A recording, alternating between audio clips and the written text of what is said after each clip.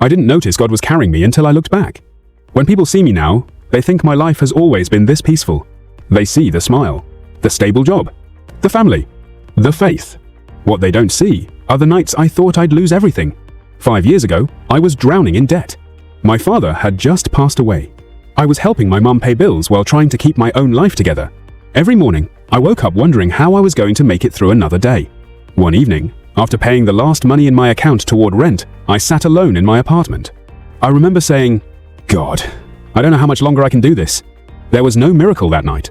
No unexpected money. No dramatic breakthrough. Just silence. Or so I thought. The next morning, a friend I hadn't spoken to in months called me. "I've been thinking about you," he said. "I don't know why, but God placed you on my heart." He invited me to lunch. That conversation led to a freelance project. The project led to another client. One client became 3.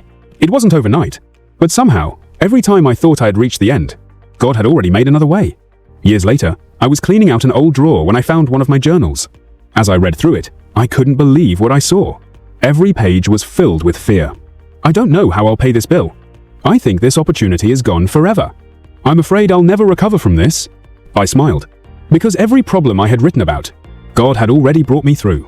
Not always the way I expected, but always with His faithfulness. That's when I realized something.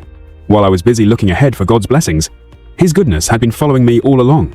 Every closed door that protected me, every unexpected provision, every person He sent at just the right time, every prayer He answered in ways I didn't recognize until later. God's goodness isn't limited to our best seasons.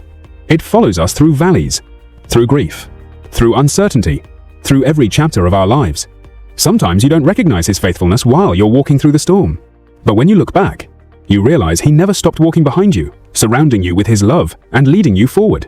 "Surely your goodness and love will follow me all the days of my life, and I will dwell in the house of the Lord forever." Psalm 23 verses 6. Subscribe, like, and share.